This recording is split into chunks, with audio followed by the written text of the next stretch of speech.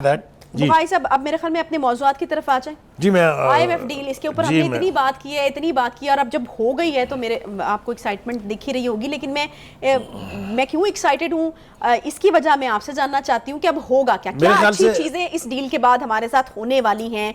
कर्ज फराहमी की मंजूरी हो गई है, IMF एग्जीक्यूटिव बोर्ड का इजलास 12 जुलाई को होगा, फिर जो है वो किस्त आना शुरू होगी। अब क्या अच्छी चीज़ें जो है वो नज़र आना शुरू होंगी। अभी कह भी रहे हैं कि स्टॉक मार्केट जो है उसमें तेज़ी आ रही है, डॉलर नीचे जा रहा है।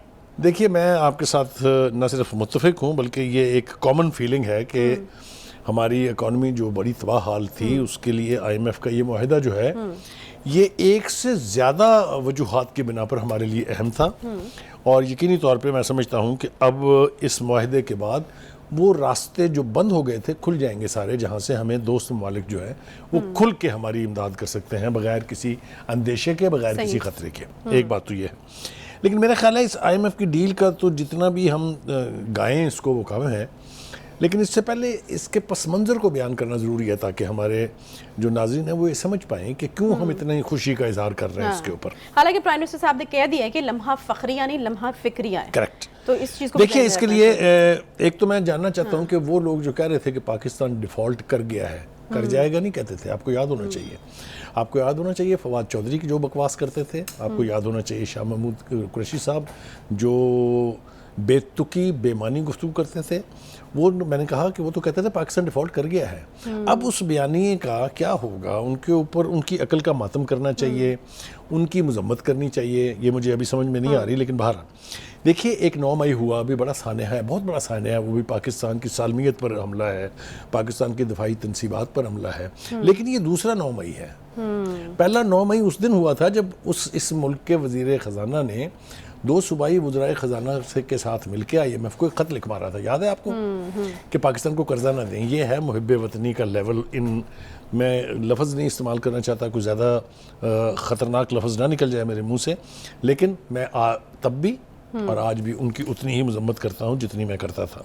देखिए जी, गुजारिश ये है, असल में ये था वो लोगों ने इसको यानी कहा कि जी ये बारूदी सुरंगें बिछा गई PTI जाते हुए। मैं ये समझता हूँ कि ये एक मज़मूम साजिश थी पाकिस्तान की मईशत को तबाह करने की। और इसमें मुझे हैरत उस बात पे है कि वो लोग जो दूसरों को मीर जाफ़र मीर सादिक कहते थे, मैं आज ज़िम्मेदारी से कह रहा हूँ कि वो लोग जिन्होंने पाकिस्तान की इकॉनमी को तबाह करने की साजिश की थी, सबसे बड़े मीर जाफ़र और मीर सादिक वो हैं, सबसे बड़े गद्दार वो हैं, कोई दो राय नहीं इसके बारे में। एक और हवाला जो यानी जिसके ऊपर गुफ्तगू करनी चाहिए वो ये है कि पाकिस्तान की मईशत जो है साबका हुकूमतों के दौर में, चाहे वो पीपल्स पार्टी की थी, चाहे वो मिलिट्री हुकूमत थी, चाहे वो PTI की थी, जिसकी भी थी, ये एडहॉक तरीके पर चलाई जाती रही है हमेशा। अच्छा। कभी भी किसी ने लॉन्ग टर्म फैसले नहीं किए। मिसाल के तौर पे पाकिस्तान की इकॉनमी उस वक्त तक ठीक नहीं हो सकती जब तक ये डॉक्यूमेंटेड नहीं होगी। लेकिन आपको पता है कि डॉक्यूमेंटेशन से हम बहुत दूर हैं। वो जो रिफॉर्म्स की बात हम करते हैं कि रिफॉर्म्स आनी चाहिए हमारी मईशत की बेहतरी के लिए, उसका तरीक़ाकार यही है कि जब तक हम अपनी इकॉनमी को डॉक्यूमेंटेड नहीं करेंगे, जब तक वो मुल्क का सारा सरमाया जो गैर मुल्की बैंकों में पड़ा है या गैर ममालिक में जिनकी जो है वो नहीं, मुझे आप ये बताइए कि ये क्यों नहीं हो पा रहा और करना किसने? मैं अर्ज करूं आपसे, इन्होंने ही करना है। देखिए, और अगर ये खुद बेनिफिशियरी होंगे तो फिर किस तरह करेंगे? बिल्कुल ठीक है। IMF जो हमें कहती है ना कि आप अपनी इकॉनमी को डॉक्यूमेंट करें, असूली तौर पर ये बात दुरुस्त है। असूली तौर पर ये बात गलत नहीं है। हाँ, सही है। हमें अपनी यानी इकॉनमी को डॉक्यूमेंट करना पड़ेगा।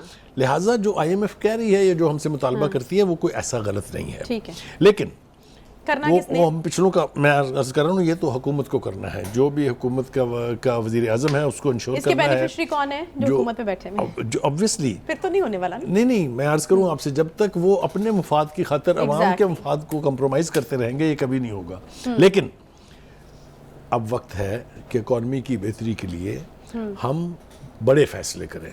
मैं आपको मिसाल दूं, आपको ये बताइए कि IMF के पास गिरवी किसने रखा था? स्टेट बैंक ऑफ पाकिस्तान को। कभी आपने सुना कि किसी मुल्क का स्टेट बैंक जो है वो इंडिपेंडेंट हो जाए? तो मुझे खुशी है इस बात की कि इस हुकूमत ने ये इंदिया दिया था कि हम इसके लिए कॉन्स्टिट्यूशन में अमेंडमेंट लाएंगे, क्योंकि साबका हुकूमत ने अमेंडमेंट के जरिए ये बैंक जो है ये गिरवी रखा था IMF के पास। हमारा स्टेट बैंक का गवर्नर जो है वो हमें जवाबदेही नहीं है। आप ज़रा तसव्वुर करें ये हैं वो तबाहकुन फैसले जो हमने किए, जिसकी हम कीमत अब चुका रहे हैं। बुखारी साहब, ये तो तमाम वो फैसले थे ना जिनसे अब उभरने की कोशिश कर रहे हैं। वज़ीर आज़म ये कह रहे हैं कि मुसलसल मेहनत के नतीजे में बहाली के नुमाया असर नजर आना शुरू हो गए हैं। मुझे बताएगा कि देखें, जब हम बात करते हैं तो हम जरा थोड़ी अवामी बात करने की कोशिश करते हैं, लोग हमें सुन रहे होते हैं, वो जानना चाहते हैं कि इसके नतीजे में उनकी जिंदगियों पर क्या मस्बत असरात आएंगे। तो मैं तो जानना चाह रही हूँ कि IMF की अगर डील हो गई है तो उसका क्या एक ट्रिकल डाउन इफेक्ट जो है वो क्या है? अभी तो आने वाले वक्त में हमें, आने वाले दिनों में हमें पता चलेगा, लेकिन जो इसका इमीडिएट इफेक्ट है वो इतना पॉजिटिव है कि मुझे तो लगता है कि पता नहीं इकोनॉमी किन नई राहों पर चलने वाली है। अच्छा। आप ये देखिए कि एक दिन में 2200 कुछ पॉइंट्स 100% 100 इंडेक्स का बढ़ जाना मुझसे से कम नहीं है। मतलब हमारे यहाँ तो इसका कोई रिवाज ही नहीं है। कहा जा रहा है कि क्रैश करने के रिकॉर्ड है हमारे यहाँ, लेकिन इकोनॉमी का इतना बूस्ट करना जो है एक दिन में इज अनबिलीवेबल। कहा जा रहा है कि हिस्टोरिकल है, मतलब तारीख रकम। दूसरी बात यह है कि बगैर किसी एक्शन के, अभी कोई एक्शन नहीं हुआ है। अच्छा। $5 यकदम नीचे गया है, ओपन मार्केट में 285 का हो गया। अच्छा। मुझे तो यूं लगता है कि कहीं वो ख्वाब शर्मिंदा ताबीर ना हो जाए जो इसहाक डार साहब कहते थे कि मैं 200 से नीचे लेके आऊंगा उसको। अल्लाह करे कि ऐसा हो जाए, हम और होना चाहिए। सही। जो एक बात और इसके अंदर पोशीदा है वो ये है कि प्राइम मिनिस्टर साहब ने एक शख्स की बड़ी तारीफ की है। अच्छा। और वो है हमारे chief of army staff general Asim साहब, आसिम मुनीर साहब। उन्होंने कहा है कि वो न सिर्फ ये कि दोस्त ममालिक जो है सऊदी अरब UAE है, वहाँ से उन्होंने हमें पैसे ला के दिए हैं। मतलब वो बाकायदा क्रेडिट दे रहे हैं उसको। मैं समझता हूँ ये बहुत अच्छी बात है अगर उन्होंने मदद की है। मदद जो है बाजवा साहब ने भी PTI हुकूमत की बहुत की थी, लेकिन वो उन्होंने गाने की बजाय वो उल्टा उनके गले में जो कुछ हार उन्होंने डाले हैं वो तो आपके सामने है। तो मैं समझता हूँ कि प्राइम मिनिस्टर ने अगर ये तारीफ की है तो ये बहुत अच्छी बात है। दूसरा जो इफेक्ट मैं देख रहा हूँ जो होने जा रहा है, मेरे ख्याल में बुखारी साहब ये इस वक्त करने का काम भी शायद उनका था, क्योंकि अगर हुकूमत जानने वाली होती है और नई हुकूमत के भी आने का पता नहीं होता, इलेक्शन होने वाले होते हैं, तो कोई भी दोस्त ममालिक आपके ऊपर उस तरह से रिलाई नहीं करता। अगर इस तरह का एक बंदा इस पोजीशन में जिसका भी आगे टेन्योर पड़ा है, वो अगर कोई गारंटीज देता है तो फिर ही ये मुमकिन हो पाता है। ये बिल्कुल आपकी बात ठीक है।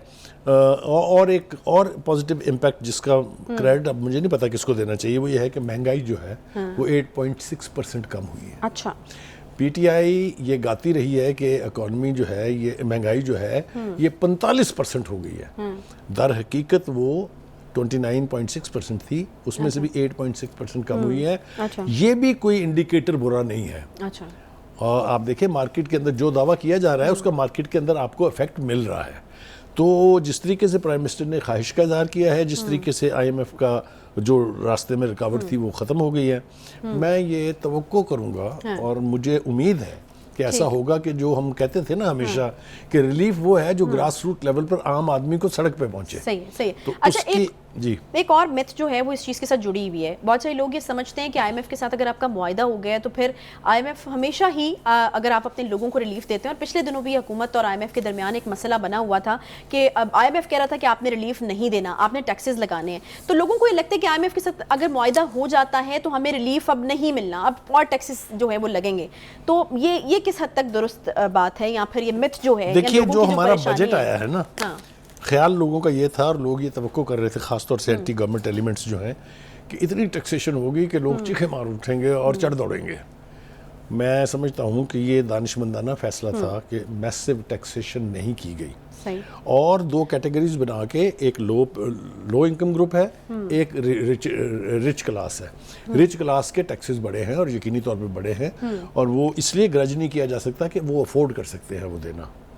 असल बात है कि हमारा टैक्स नेट जो है वो जब तक एक्सपैंड नहीं होगा, जब तक एज ए नेशन हम फैसला नहीं करेंगे कि हमने टैक्स देना है, फिर हमने अपना हक जो है वो मांगना है, तो मेरे ख्याल से उसकी हमारे यहाँ चूंकि कमी है, इसलिए हम तवक्को रखते हैं कि लोग टैक्स भी देंगे, खुशी से देंगे, ख्वाहिश से देंगे, मर्जी से देंगे, और हुकूमत ऐसी पॉलिसी साजी करेगी जिससे इस पिसी हुई अवाम को कुछ रिलीफ मिल सके।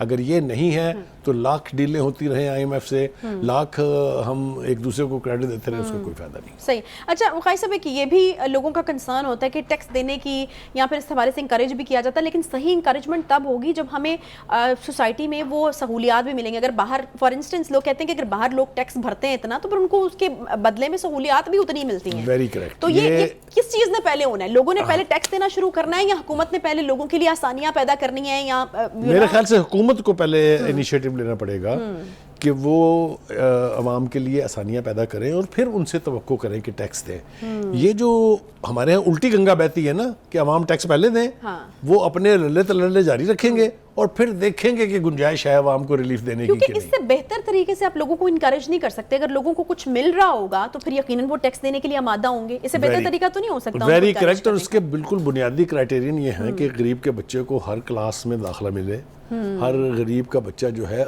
कम कीमत के ऊपर अशिया ज़रूरिया की चीज़ें खरीद सके, सेहत की सहूलियात हो, सड़कों का निज़ाम ठीक हो, बिजली की लोड शेडिंग ख़त्म हो। ये सारे वो क्राइटेरियन हैं जिससे आप जज कर सकते हैं कि सोसाइटी जो है वो इकोनॉमिकली बेहतर लाइंस पर चल रही है या तबाही की तरफ जा रही है। सही है। तो ये तमाम इंडिकेटर्स हैं जिनको देख के जो है वो फैसला होगा। और अभी हम क्या एक्सपेक्ट करें कि ये जो कहा जा रहा है कि जी हम तरक्की का सफ़र जहाँ से छोड़ा था वहीं से आगाज़ हो रहा, दावे बहुत बड़े हैं और अल्लाह करे कि ये पूरे भी हों, क्योंकि हम तो ये चाहते हैं कि लोगों को रिलीफ मिले। आयशा, इसके लिए हमें कुछ थोड़ा सा ग्राउंड रियलिटीज़ जो इस वक्त हमारे सामने आ रही है उसको देखना पड़ेगा। आपको पता है कि बहुत सारे इनिशिएटिव लिए जा रहे हैं, बहुत सारे इंसेंटिव्स हैं। मिसाल के तौर पे आज इसाक डार साहब की मुलाकात हुई जो नाज़िमुल उमूर हैं चीन की, उन्होंने वो शेयर किया उनसे कि ये देखिए ये IMF का जो ब्लॉक था रास्ते में ये ख़त्म हो गया है। चाइना से हमें बहुत ज़्यादा तवक्को रखनी भी